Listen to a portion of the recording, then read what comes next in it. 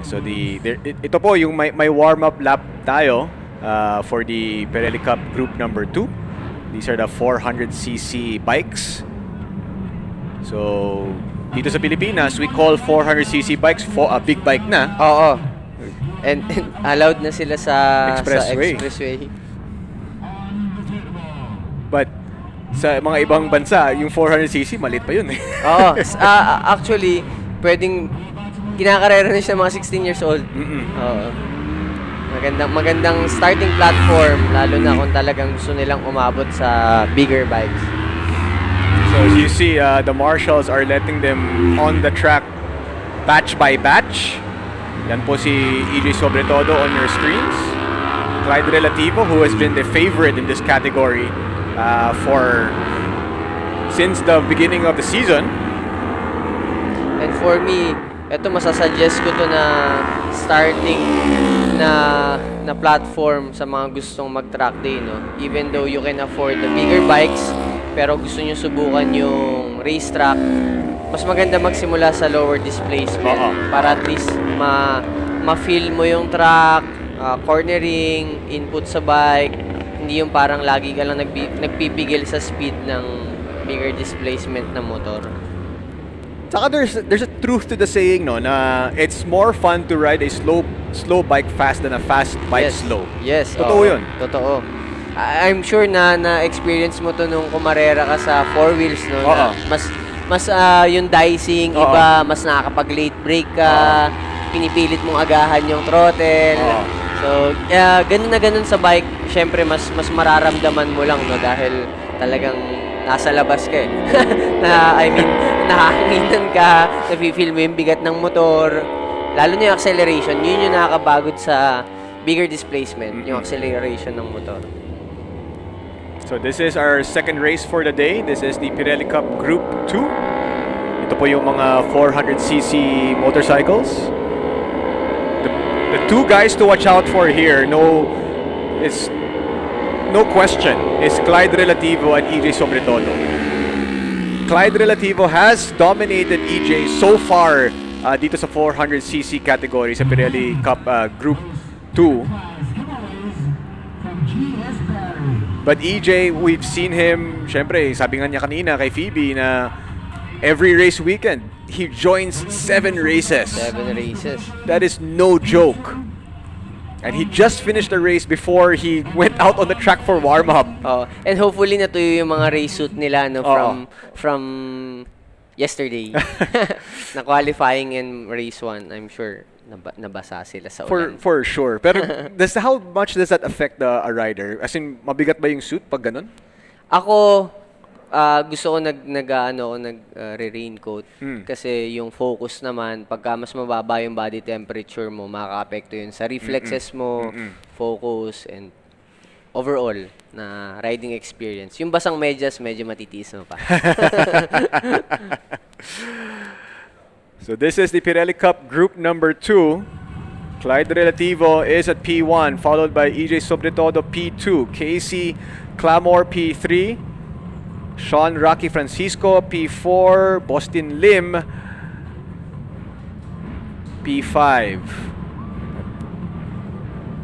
So another experienced rider joining us, Rizaldi Canare, Kirk Domingiano, Rod Valdez, and second place lightweight super sport natin, James Chan.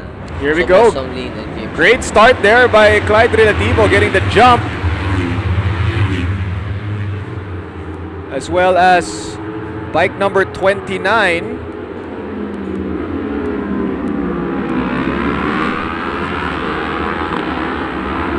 So EJ Sobretodo drops 1 spot at the moment.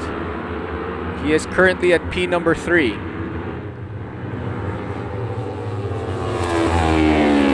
Clyde Relativo has really dominated the 400cc category this season so far. And he also races in multiple categories. He had a little bit of a tank slapper there. But Clyde Relativo is somebody who races in 4 races per race weekend. 2 different categories. Yun yung kagandahan, no? Yung orientation niya sa bike is similar. Of course, magkaiba yung power and weight, pero similar. Hindi kagaya na if you're riding a scooter, underbone and then. So Relativo still leading the way, followed by EJ Sobretodo. As they head into the chicane at the back of BRC. Dito natin makikita, no, nalaman naman natin from last race na nagkaroon ng training sessions between Troy Alberto, TJ, and EJ for Angkas Motorsport Development Program. So, makikita natin dito yung effects ng training. Of course, Troy Alberto also had a race in Prague. Yeah. Last weekend. And Finishing top 10, 8 and 10. Yeah, finishing in points. So, bike number 27 is Rizaldi Cañare. Another experienced rider. He used to race in Philippine Superbikes. And Underbone King now racing in 400cc class.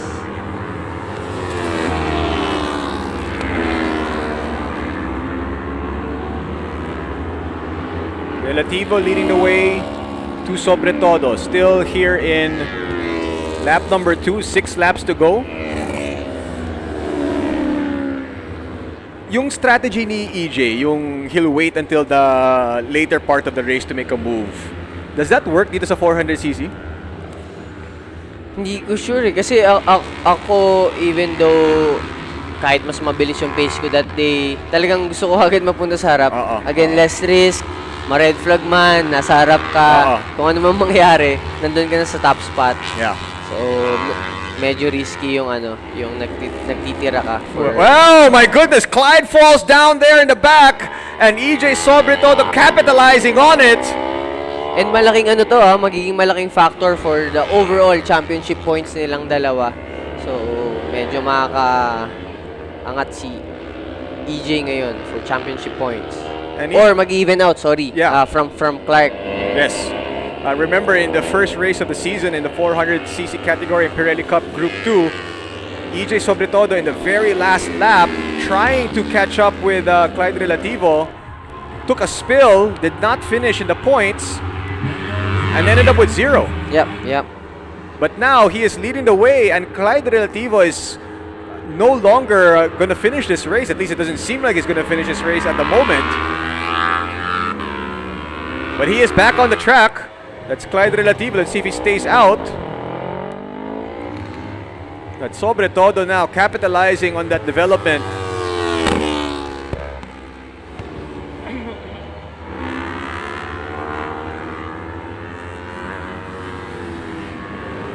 There's EJ Sobretodo, the Angkas 400cc motorcycle, bike number 22. Nobody near him at the moment. But we saw that's this very where Clyde went down in the back. That's the very same place where we had a rider, Kerwin Chang, go down in the Underbone King category. So yun nga yung napag-usapan natin kanina, no, na medyo confusing kung kaya mo bang i-push talaga yung mga same push pagka tuyo. Kasi ngayon mukhang ganun na eh. Pero I'm sure yung track temperature is magkaiba pa rin. Hopefully nakapag-pitboard na sila, or hindi ko sure kung aware si EJ na low side si Clyde. So again, makikita natin kung may magsisenya sa pitboard ni EJ na meron na siyang lead. He has a very big lead at the moment. That's EJ Sobretodo, who just finished racing in the Underbone King, went to the 400cc bike and now cruising. It looks like alam na niya. Looks like alam na niya. But there is still 5 laps to go in this race. We saw a very experienced rider in Clyde Relativo go down in the back. So anything can still happen here. Yep. Pero once na magbaba siguro ng intensity si EJ, no, mas bababa din yung risk. Hopefully, wag siya ma-out of focus. Still have 4 laps to go for EJ. EJ Sobretodo, if you're just joining us, was racing in the race previous to this in the Underbone King. As he's looking back, he doesn't see anybody whatsoever. Nagdalawang beses siyang tingin just to make sure nasan na sila. Wala talaga. Nasan na sila.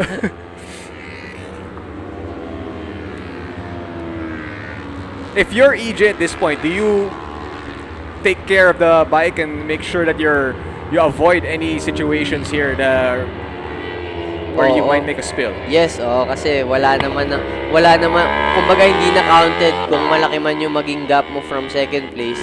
Ang mahalaga is ikaw yung unang makatawid and matapos mo yung karera. And very rare opportunity yung mga ganito. So, hopefully makapitalize niya para ma-even out niya yung points from first round na mistake. So we still are trying to get confirmation if Clyde Relativo did stay out on the track.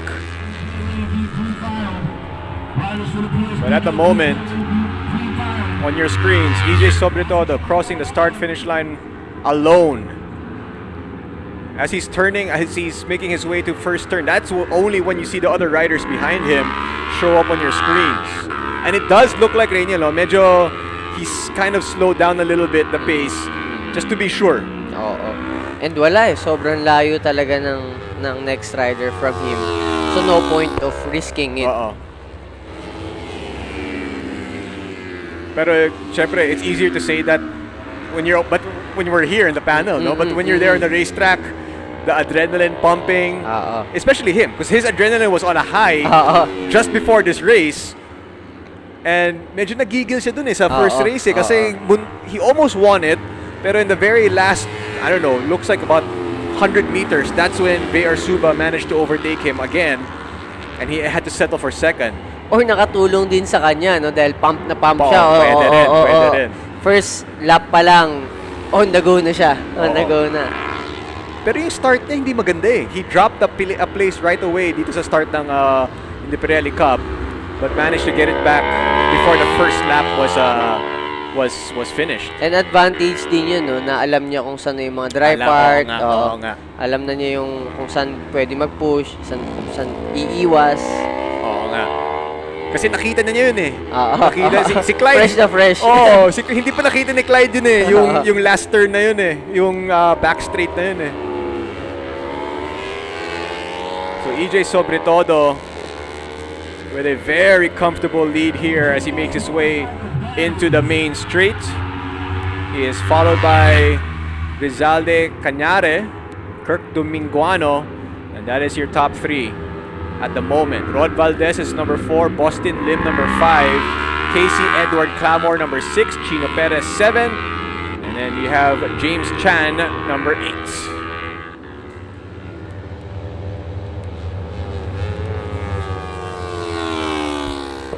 This is our second race of the race weekend. I should say third race of the race weekend, second race for Sunday. Parang iba yung paint scheme ng bike ngayon, no? Parang mas bago. Mas bago. Mas blue. Mas blue. Of course, Angkas Motorsports, new to the scene. They found EJ. They sponsored EJ. And he has responded with victories. Of course, syempre, malaking tulong siguro yon when riders like Troy Alberto and TJ Alberto help him out. Share knowledge. Oo. And of course, Troy is using an identical bike. That's right. In a world championship. So iba yung preparation doon. I'm sure iba yung standards. So madaming na share na knowledge with TJ. Troy Alberto, the first Filipino to score points over there in Europe for his category. So, here we go, entering the last lap. EJ Sobretodo should be able to cruise to victory here. Cañare is P2. Valdez P3. Dominguano P4. Lim 5. Clamor 6. Perez 7. And Joshua Navarro manages to overtake James Chan for P8.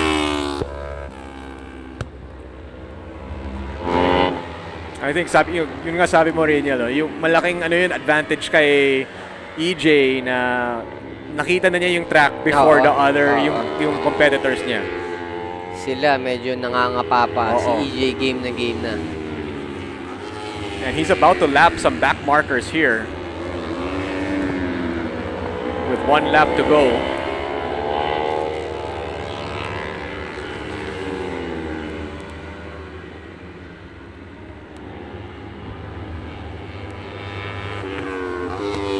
And as the season progresses, it's going to be interesting to see the continued, I'm sure, the rivalry now between Sobretodo and Clyde Relativo will be fun to watch when we head back to the Clark International Speedway. Makikita natin mamaya ang bawian nila. And if makita natin yung overall championship points.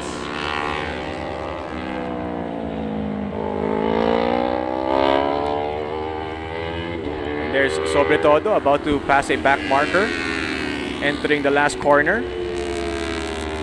As EJ Sobretodo, who just finished the Underbone King, second place, here he is crossing the finish line, first overall in the Pirelli Cup Group 2, and his first victory in the 400cc category, followed by Cañare, Valdez, Dominguano, Lim, Clamor, Perez, and Navarro. That rounds up your top 8 for the Pirelli Cup Group 2. Fantastic victory here para kay EJ Sobretodo, the Angkas-sponsored rider. And for our lightweight super sport class, Boston Lim won that class, followed by James Chan and Homer Sabang. Top 3. Looks like tinapos ni Clyde Relativo at 13th place. So malalaman natin if pang 5th ba siya sa class niya or paano nila mabibilang yung championship points. Yung points. Actually, medyo importante talaga yun. I mean, he managed to stay out on track and finish the race. And it looks like he is going to score some points for his overall championship for the season. Kasi kung tama ako ng bilang, 25 points for first place, 22, 20, 18, 16. So, 16. That's a lot pa din compared to 0. Some championship are won by just 1 point. And dun sa case ni TJ and Marvin last time, parang half point lang or 1 point lang. EJ Sobretodo waving at the cameras. Finally gets a win in the 400cc category.